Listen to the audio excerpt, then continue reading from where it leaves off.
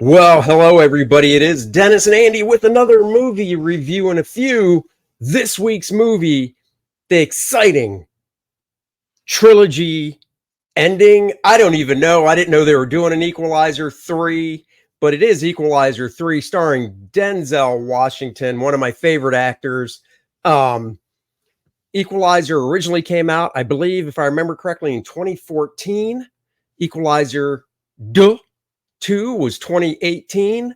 So yeah, I mean, 5 years later, instead of 4, we get Equalizer 3. Dennis, I gotta tell you, when I saw the trailer for this a few months back, I was kind of shocked, not because, well, because it was Equalizer 3, and I never heard, like a year ago, you hear about things. I Right? never heard anything about this movie being in production, and I was excited because 1 and 2 were so good. So there you have it. Yeah, I agree. I remember we were at one of the movies, and all of a sudden we're like, "Oh, that looks interesting. That looks interesting." And all of a sudden we're like, "Wonder what this is." And all of a sudden, that's Denzel. And then and it comes up, and it's 3, and you're like, "Oh my God! I knew nothing about this coming out." It was a very well kept secret. It And was. yeah, needless to say, I enjoyed the first two. So we both knew as soon as this came out, we were going to see it to see if they could finish what is Denzel Washington's only trilogy. And Yeah. they did. And this This one is a nice, tight movie. It's an hour and 49 minutes.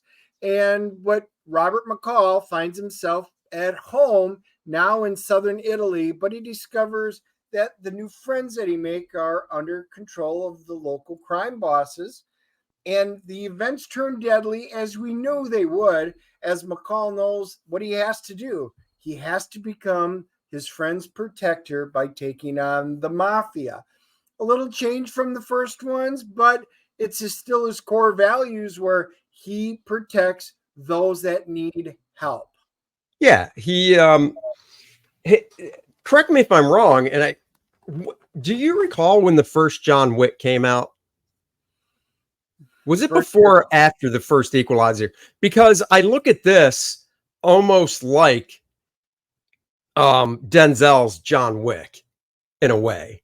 I mean, it's not, John Wick is more in depth with the backstory and everything, whereas this just is, like you said, Denzel playing Robert McCall. In this, he calls himself Roberto because, like Dennis said, he's living in this Altamonte,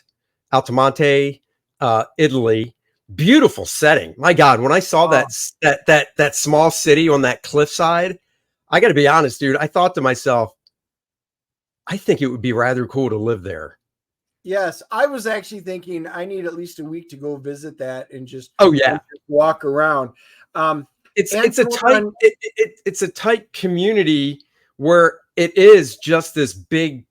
Everybody that lives there really does look out for everybody. It's this big family, and like Dennis said, um, he ends up there. And remember, guys, if you're new to the show, this part of this review is non-spoiler. Then we'll throw up that graphic that you saw at the beginning for a few seconds. Then we get into spoilers. And if you don't want spoilers, that's your cue to leave. So for the non-review, if you saw the trailer, that is basically a lot of that trailer is the beginning of the movie. And you are left questioning, what is this all about? Because you don't really find out right away, which I thought was cool. But the pacing of the movie was, you start off with this action, and then it goes to him in this small city, and it really, I thought, was kind of a slow burn when you're learning about the city. And then, like Dennis said, the city is basically run by, the typical mafia guys you've seen in movies in New York, where they roll up on the small businesses and they're like, come on, give us your payout, give us your cut. And as things ramp up, Denzel realizes, okay, I don't want to have to do this. I almost think Liam Neeson, when Liam in his movies was like, I have this specific set of skills, or whatever the line was. And that's what it is with Denzel. it is. So, Anton Fuqua directed this, and yep. he did the first two. And he really has marked himself as the premier action thriller really director. And was he going to live up to the first two? That was the question. Each of the first two had a different flavor about them, but they were both great action thrillers in their own sense. And this one was no different. I think he delivered on every single aspect just about that he wanted to do. Like you said, the settings were beautiful, the characters. It is a slow burn, but you get to become part of this close-knit Sicilian family, and you feel it, and it's important that you do it. So while there's not action in everything, it really brings together the ending, the climax of this movie, and it's well worth the wait, because you get endeared to a number of the different characters from this village slash small town. Yep. Dakota Fanning is in it. She's a CIA agent, for lack of a better word. You see her in the trailer. All the performances I thought were really good. The guys that played the bad guys, I very well might have seen them in other movies, but I don't recall. So I really bought into their roles and the performances they gave, because once again, you see Denzel on screen, you think of other movies he's been in, but he really does. Those guys embodied their characters. Denzel really embodied his character in the movie. And yeah, I mean, overall, I thought it was great. One question I wanted to ask you, and then we can get to our review, our grade, and then move to the spoiler part.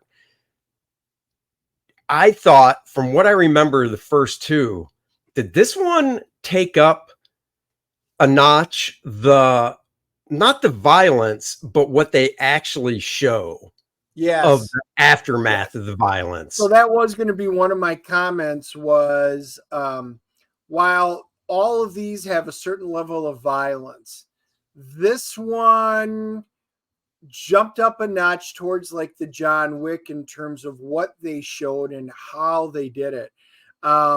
This was a little more graphic. This was definitely a hard R, whereas I don't know if I could say that. They would be soft R's, I think, especially in the first one. This one jumped up the violence. I mean, you saw it in the trailer, like when he takes the gun and it was right in the trailer, puts the barrel through the guys and basically uses his head as a silencer as he turns around and shoots it. Yeah, that just wouldn't have happened in the first two. So they did absolutely take this up a notch. That's what I thought. And we'll talk about more of what they did in the spoiler part. But I would say the only negative that I have on this, and I says I really enjoyed this, and we'll give the grades, is I really wanted the bad guys to be something special, and they weren't in this one, which was for me a little bit of a letdown. They were really good. I enjoyed what they did with them. I just wanted it to be, almost like maybe his equal was leading the mafia or something like that. So that was my only thing. They were the villains were a little vanilla, but with that being said, I thought everything else was phenomenal. Okay, so just to comment back on that, then we'll do our grades. I actually didn't mind the fact that it was basically a mafia type cartel with, basic income was drugs, of course, bringing drugs in and stuff, and then the shakedowns or whatever. That is pretty, I guess you could say, plain Jane. But to me, the thing with the Equalizer movies is the bad guys in the movies aren't these Mission Impossible type bad guys or John Wick type bad guys. You know what I mean? I almost think if they took it to that level, it wouldn't have worked as well. because I think the threat would almost be so big then that you'd almost go, well, there's no way this one guy could handle a threat like that. And that's why they do keep the threats in the Equalizer movies more, I guess you could say, real world grounded, because you could buy into the fact that this one guy could, All right. take the vengeance to him. We'll delve more on that in the So spoilers. anyhow, what's your grade on this one? I'm giving this one an 8.5. I think it is absolutely worth seeing on the big screen. I enjoyed it. The booms were really cool. The action scenes were really cool. Love the story, and to see the scenery and the settings on the big screen, it was absolutely worth it. This was an incredibly well done movie.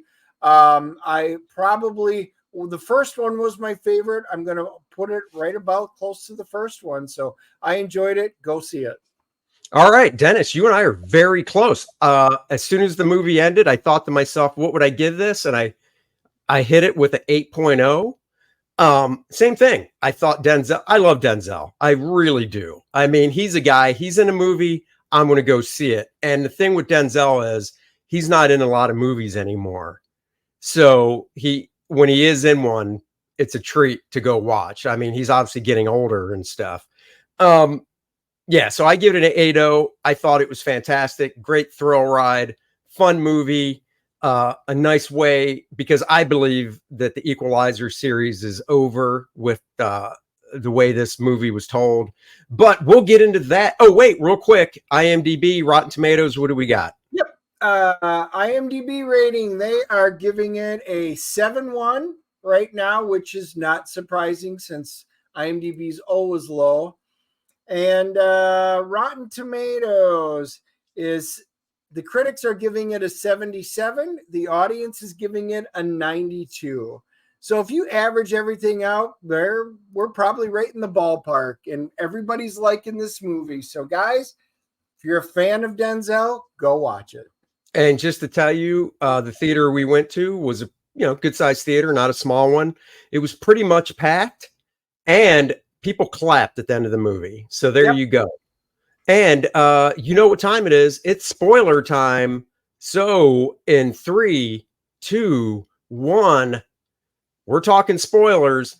This movie started out in the trailer. If you remember, there's a camera shot going through this estate, whatever, and you're just seeing these dead bodies, right?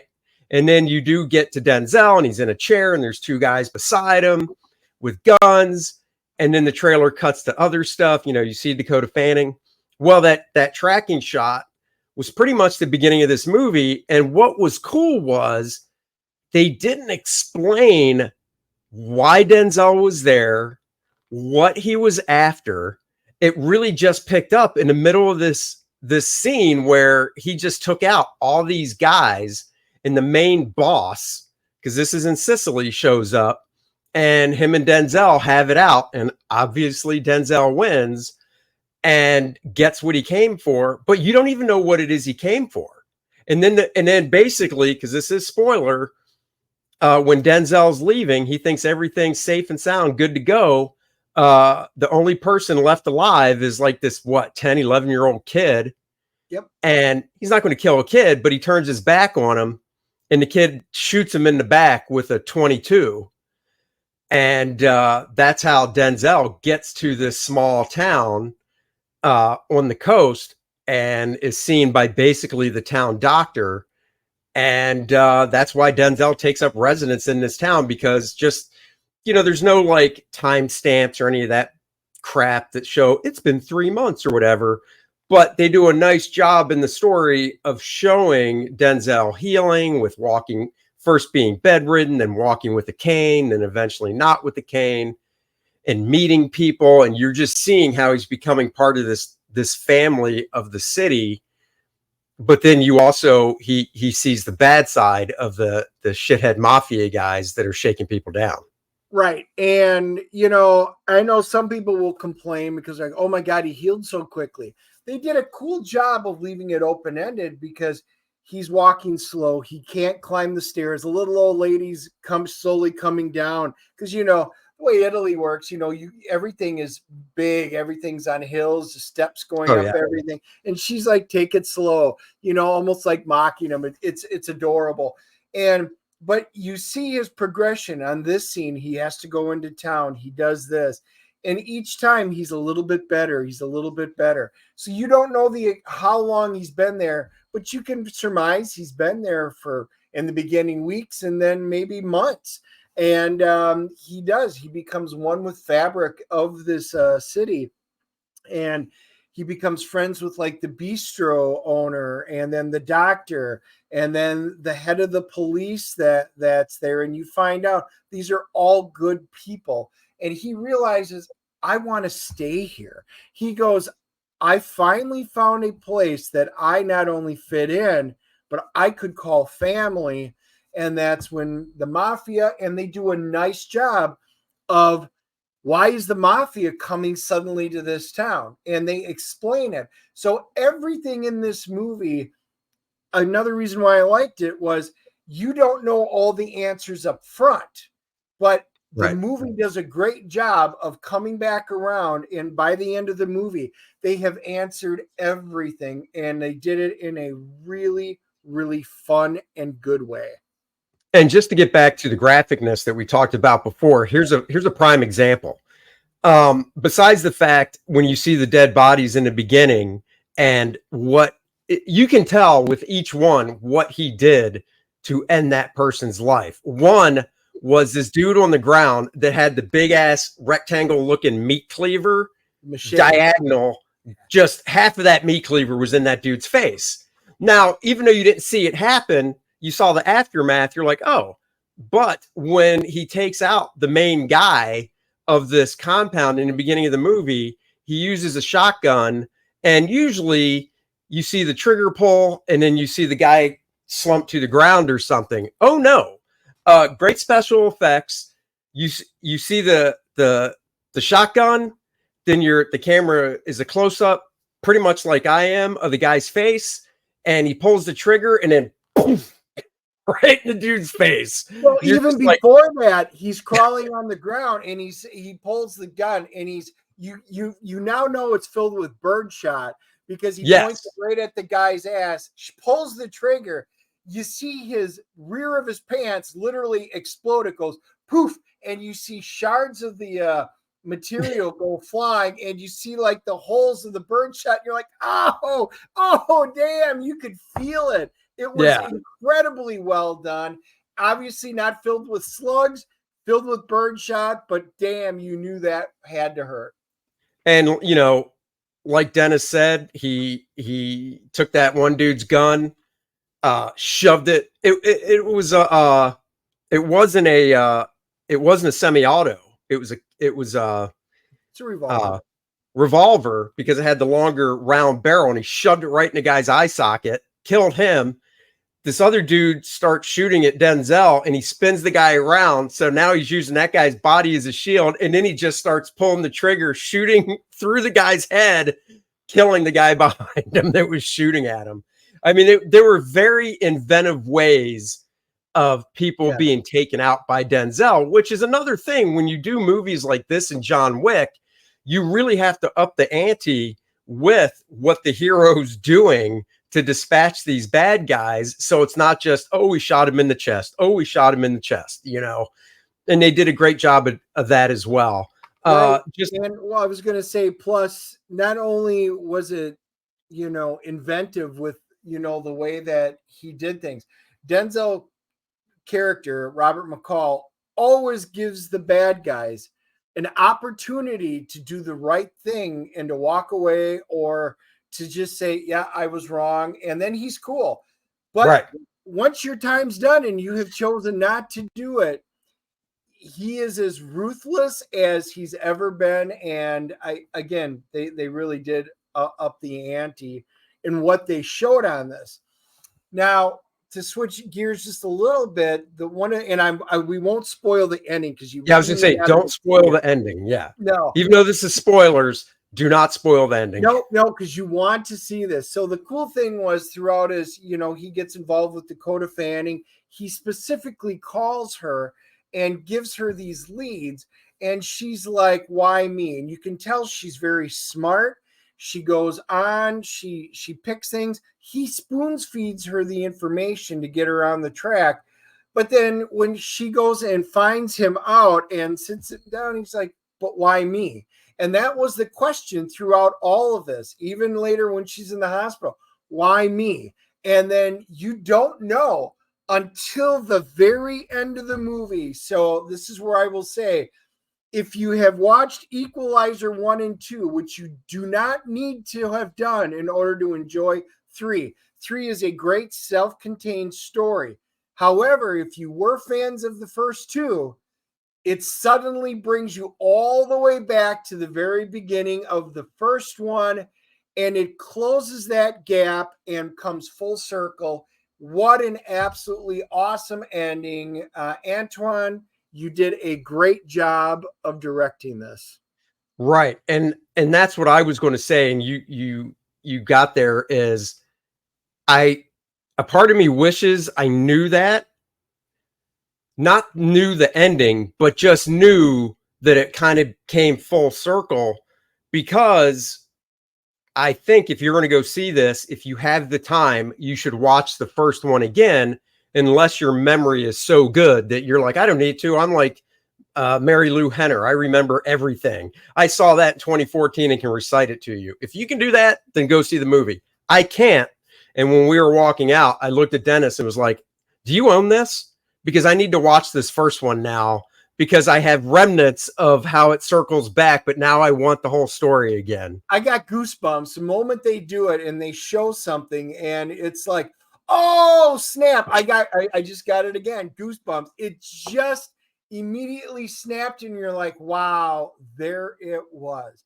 So even if you hadn't seen it, you will love this movie. It is a good self-contained movie. But if you're a fan of the series, guys, it comes full circle. They do a great job. That, like I said, we both recommend that you absolutely go see this movie.